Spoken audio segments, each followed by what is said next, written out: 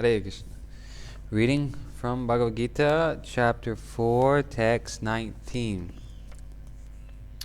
Yasya sarve samarambaha kama sankalpa vrajata gyanagi ni dagda karmanam tam ahu panditam buddha. Translation and purport by Divine Grace A.C. Bhaktivedanta Srila Prabhupada Ki.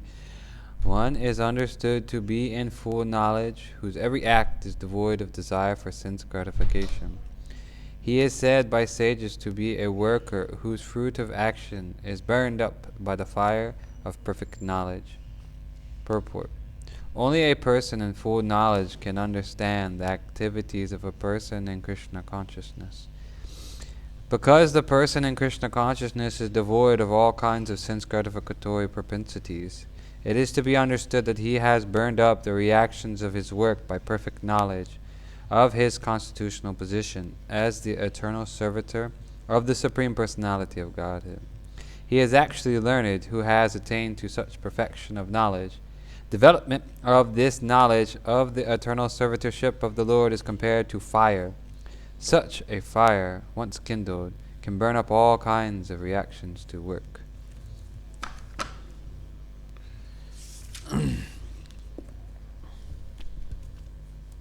So, one who is understood to be in full knowledge, whose every act is devoid of desire for sense gratification. But right now, all the education and all the knowledge and the advancement, progress of this modern civilization is aimed towards how to gratify the senses more and more. This is the goal of modern society. So an advancement of civilization is now come to the point of how to gratify the senses more and more and more. And according to the Bhagavad-gītā, which is spoken by the Lord Himself, He says that sense gratification can never satisfy the desires of the living entity, because gratifying the senses is coming from the inferior nature, and the living entity belongs to the superior nature. It says apo bumer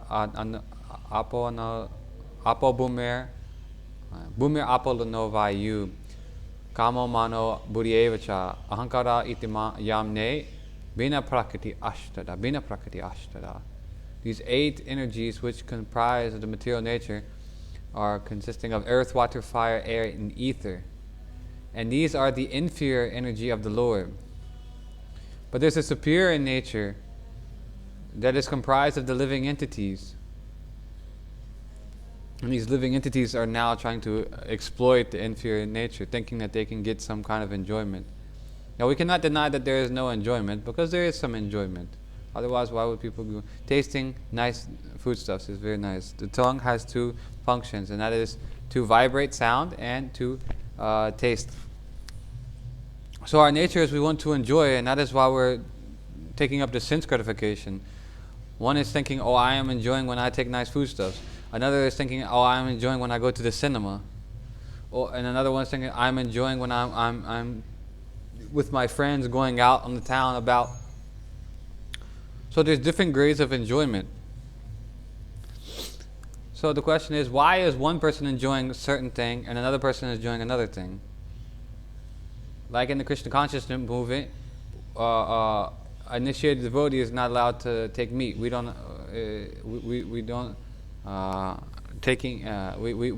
restrain from taking meat, eating meat. So someone who maybe has a taste for meat, they cannot give it up. So why do they have a taste for meat in the Krishna conscious devotees? They're not. The ISKCON devotees, they're not having taste. It's because the modes of material nature are acting. We are thinking we like something, but actually prakriti kriyamane guna kamani shvashaha. Guna kamani shvashaha. Guna Mayy. The gunas are run by Maya. So someone who is more in the mode of ignorance, they will they're more lazy, they procrastinate, they like to take intoxicants, or they eat meat, these things. This is the sign of the mode of ignorance. So there's three modes: ignorance, passion, and goodness. So to understand transcendental subjects, we have to come to the mode of goodness. It says, Brahma janati brahmana. Spirit means Brahman. So to understand Brahman, one has to become Brahma janati. To understand Brahman, know Brahman, one has to become Brahmana. Brahma janati brahmana. And a Brahmana, it says, Samodamo tapaso cham sanchir arvajam evacha jnana vijnana astakam Brahma karma svabhavajam Brahma karma. So these are the characteristics of a Brahman. It is peaceful, self-control, austerity, purity, tolerance, honesty, wisdom, knowledge, and religiousness. So they're following these. It's not that they say that, they're not just saying, but Brahman means that they have characteristics. So right now the world is mostly in the mode of passion and ignorance, and it's symptomized by lust and greed. And this lust and greed is ultimately to satisfy our senses. Krishna is also saying how these senses are unsatisfied, and it's the all-devouring sinful enemy of this world. And this is all due to because of ignorance, lack of knowledge. So usually when someone is in need of knowledge, they approach someone superior. Because someone is superior, they have more knowledge to give. Usually you don't approach, if you want knowledge, you don't approach an inferior for knowledge. You approach someone who is superior. So all our lives we've been approaching superiors, like we've been questioning, inquiring from mother, from father, from teachers, professors, and even books. Many sources and so many other sources we've been inquiring from. But all these inquiries are simply leading to how to gratify the senses. But that is not it is not inquiry about the eternal existence of us, living entity. Vedas mean knowledge. Veda means knowledge. It's the oldest book of knowledge. And it is guidance of how one can know the purpose of human life. And we are lacking in this knowledge all over the world. It's tamas. Amgyana, amagyana, tamandasya. I have no knowledge because I'm in darkness. So we have to seek someone who can give us the light. Jnana amagyana tamandasya, jnana shalakaya. Jnana jana shalakaya. They can impart knowledge. And knowledge is illuminating like light.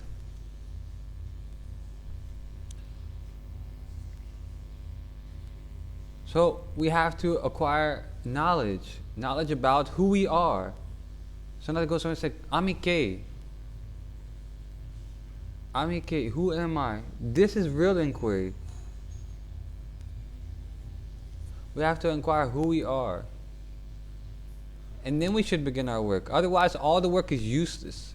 If from the beginning we're not inquiring who we are and we're working towards some goal, that goal is misdirected. And that's why this civilization is a misdirected civilization. Because it is not following the manuscripts. Like if a microphone is produced, manufactured. A microphone is manufactured. When something is manufactured, immediately some instruction manual how to operate the microphone is also given with that. So these Vedas have been here since the beginning of the cosmic manifestation. And the cosmic manifestation is a product of some superior intelligence. And also a instruction manual has been given. And it is the Vedas. And within the Vedas mean knowledge. And within the Vedas, Bhagavad-gītā is like a very essential point of the Vedas. It's like a very instructive part of the Vedas. Of who we are, the material nature, devotional service, different ways, different paths you can take to understand God, to link with God. Yoga means to link with God. But ultimately ending up with bhakti mamam jayante, that bhakti yoga is the ultimate way to understand God. So God, who we are, who is God, our relationship with Him, the material nature, the different, how do you say, the distinguishing matter from spirit, the consciousness, etc., the body and the field of activities, all these things it explains. It says that the soul is there, and the symptom of the soul is consciousness. That this dead matter is there, and the soul is inhabiting the body, so that the soul is there. Then consciousness is spread all over the body, and that is why we can feel pain. If we get some pain in our hand, we can feel it. But if consciousness is not in the body, then we cannot feel it. So what is that's making that consciousness inhabit that body? And that is the spirit soul. The surgeon was the heart surgeon, Bigelow, or like Windsor Bigelow, I think it was. He is a Canadian heart surgeon for his whole life career. Very famous. He was actually like world-renowned heart surgeon. And he said, we need to find out the mystery of the soul. We need to open the institution to give answers about where is the soul. Where does it go when the man goes from a living state to a dying state? He says the soul is definitely there. Because he's seen, after all the years of practicing as a heart surgeon, he has seen a man going from a living state to a dying state. He says the luster of the face is completely different at that moment. He said that is the soul. He said, but where does it go and where does it come from? And the Bhagavad-gītā explains that it comes for it says, Mama Vamsa Jivoloke Jiva Bhuta Sanātana. Jiva Bhuta Sanātana. The Jiva Bhutas, they're eternal. Eternal are my parts and parcels. Mama Vamsa Jiva Loke. Jiva Loke, but they're here, suffering. Suffering, the struggle for existence. Dealing with the senses, 6 senses including the mind. We struggle for existence. We're trying to be comfortable. We're trying to mitigate the sufferings of this place and accepting it as enjoyment. And that is our illusion. That is our illusion. We think we're enjoying when we come inside the house and we turn the fan on at school. Because it's so hot outside, you have to come in here and turn the fan on. So we think the heat, the fan, the cooling of the fan is enjoyable because it's mitigating our suffering from the heat. Or the cold. It's cold now, it's winter time. So we have to put hat on, we have to put a scarf, we have to put jacket, sweater to keep warm from the cold. And we think this is enjoyment. Oh, I feel warm now, this is nice. But it's simply mitigating the miseries of this place. This is dukkhalaya masasvatam. So it's nothing but misery. It says padam padam yavi padam, that all this place is danger at every step. You can't be comfortable here. But for a little bit of sense enjoyment, we're wanting to stay here. But the goal of human life is to inquire properly, to get knowledge of how to get free from it, because the spirit soul is not from here. If we're not from here, and we're eternal, it says, Najayate mirte vakadache nayam bhutva vata vanabuya adyo nityashvatam haram prano nahanyate hanyamane sharire, that we are eternal, and that we're ever existing, unborn, primeval, undying. I am undying, I'm eternal. Then why am I forced in a position where I have to accept a body where I must die? It says, Jitasya hi jivumutu juvam jamam ratasyacha.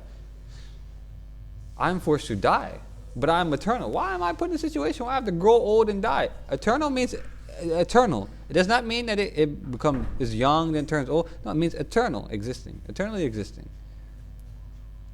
Oh, I'm supposed to be Ananda Bhyasha. I'm supposed to be always happy and enjoying.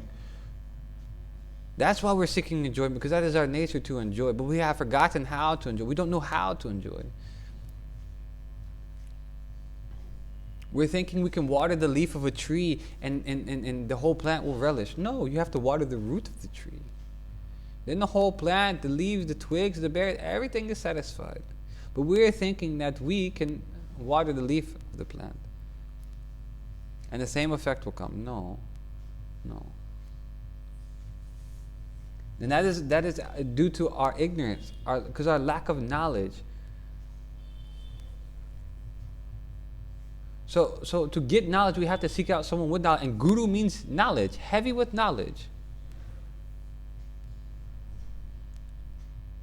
And he can impart knowledge, but not to someone who's inquiring in a challenging spirit, or one who's not ready to be submissive.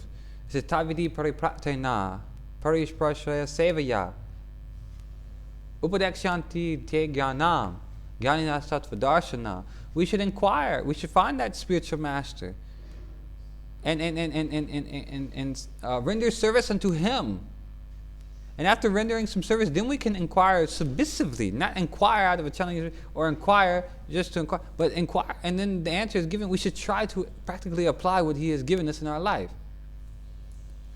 Then we can see it, how it's working. And then the reason we approach this spiritual master, bona fide spiritual master like Prabhupada, is because Jnaninas tattvataḥ. He has seen the truth. He has this knowledge. He can impart this knowledge because he has Jnaninas tattvataḥ. He has seen the truth. Tattva. And what is this truth? That is Brahma. It says tadvignartam sagrum evibhagachid samit pani shotriyam brahmanishta. When one is really seriously ready to inquire about the truth, the absolute truth, he should approach a spiritual master. And what spiritual master does he approach? He should approach one who has learned the truth through the disciplic succession. He says, Evam praptam, emam rajasayovidu, saklena mata, yoga nasta prantapa. This disciplic succession is there. And it's starting from Brahma. Brahma was there. How did he get this knowledge? He got it because Tene Brahma Hrida Adikavya. He was the original, but he got it from the heart. Tene Brahma Hrida. Hride. From the heart. Hrida means heart. And Brahma, he's getting it from the heart. He's the original source of this material creation. He's the original. He's the first created being in this material world, this cosmic manifestation, and then he gets knowledge how to create. But where does he get knowledge from? He must get it from a superior source. And you say, oh, then he's getting it from superior. Then whoever he's getting it from must also be getting it from a superior source. No, actually, no. In the Brahma Samhita it says, Anyadir Adi Govinda Sarvakaran Karanam. Say Parama Ishvara Parama Krishna Sachidananda Vigraha. Anadi Adi Govinda Sarvakaran Karanam. That Krishna, he is the supreme controller. Ishvara Parama Krishna. Krishna is there. Sachidananda Vigraha. His eternal, he's there, his form is there, and it's explained in great detail. Sachidananda Vigraha. Chid. Chid means knowledge. Sach, eternal, and Chid means full of knowledge. And Ananda, he's always happy. We're coming from him. Mama Vamsa Jivaloke. So we're part and parcels of this supreme being. He's the ultimate, he's the greatest authority. And then what is it? Anadir Adi Govinda. Govinda is another name for Krishna. Means one who gives pleasure to the senses and the cows. So we're thinking we can satisfy the senses. But Govinda, he can give pleasure to the senses, but we're not thinking so. We don't have faith. But he says, Anadir Adi Govinda. He is the beginning of everything. But he, Anadi. Adi means beginning. Then, Anadi means that he has no beginning. He is the beginning of everything, but he has no beginning at the same time. And he is Sarvakaranakaranam. He is the cause of all causes. Because everything is coming from him. Aham savasa prabhavo, matva savam pavartate, iti matva bhajanti, mam buddha bhavasa manvita. I am the source of all spiritual material worlds. Everything emanates from me. The wise who know this perfectly engage in my service with love and devotion. So this, and then one who does that, then tesamsata yuktanam, bhajatam priti porvakam, one who is engaged in my service all the time, constantly engaged in my service with love and devotion, priti porvakam. It says, dada mi buddhiyogam tam. I give them knowledge, intelligence, buddhi, how to come to me. Yenamam upayanti te. How to come to me. And that is the goal of human life, how to get that knowledge. Not to simply satisfy the senses, how to acquire knowledge, how to satisfy the senses. No, that is misdirected. We have to get free from this cycle of repeated birth. But if we're simply satisfying the senses over and over again, it's called chewing the chewed, actually. Chewing the chewed. So chewing the chewed is like taking something and someone is chewing, then spit it out, boom, and someone is picking up and chewing it. There's nothing there. Same thing, chewing. For lives and lives we've been doing these things. Eating, mating, sleeping, and defending. For lives and lives, lakhs and lakhs, the animals are doing. It says, Bahunam Janmananante, Yanavamam Prapadante. After many, many lives, one gets intelligence. And then surrenders unto Gyanavan Prapadante, surrenders unto me, Krishna is saying. After many, many lakhs and lakhs and lakhs of lives and births,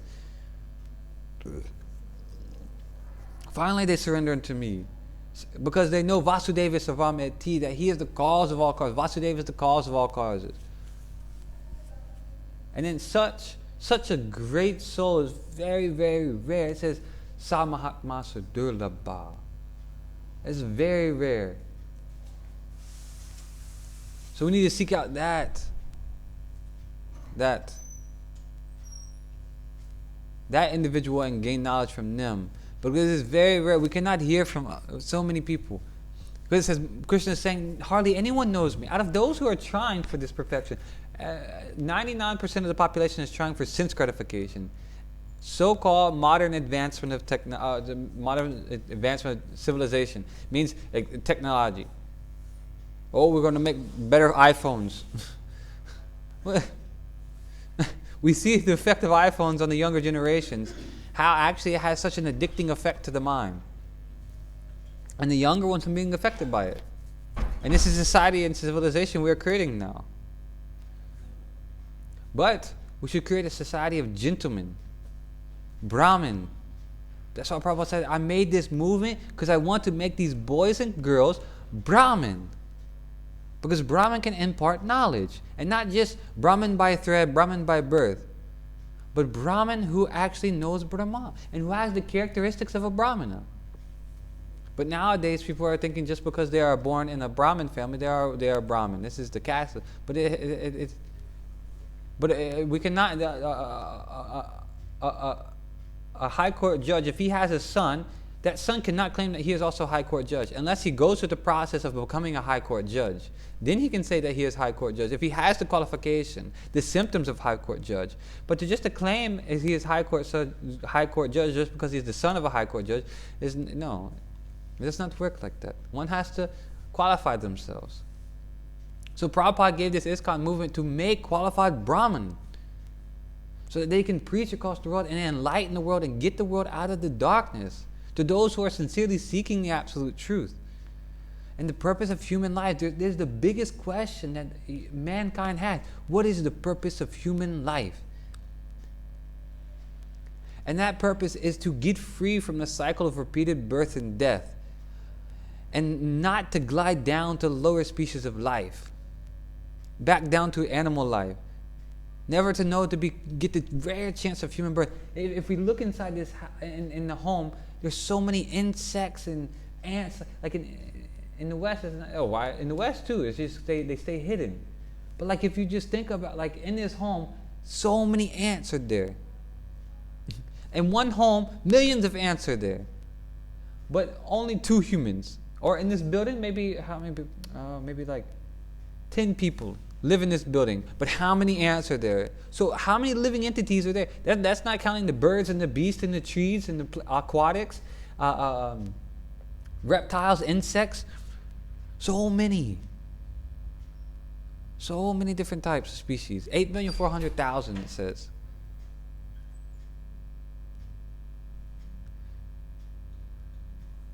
So human life is a very, very rare opportunity, and we should take advantage of it and try to perfect this human life by acquiring knowledge about who we are, who is God, and try to reestablish our relationship, our lost relationship with Him. Because Krishna consciousness is the dormant love of God that is already within us. We simply have to reawaken it. And this Krishna consciousness process is the perfect and most sublime method. Simply chant Hare Krishna, Krishna Krishna, Hare Hare, Hare Ram, Ram Ram, Hare Hare. And make your life successful and go back home, back to Godhead in one life. Prabhupada said, if one who is sincere, he can do. So become sincere, chant Hare Krishna, and go back home, back to Godhead. Hare Krishna.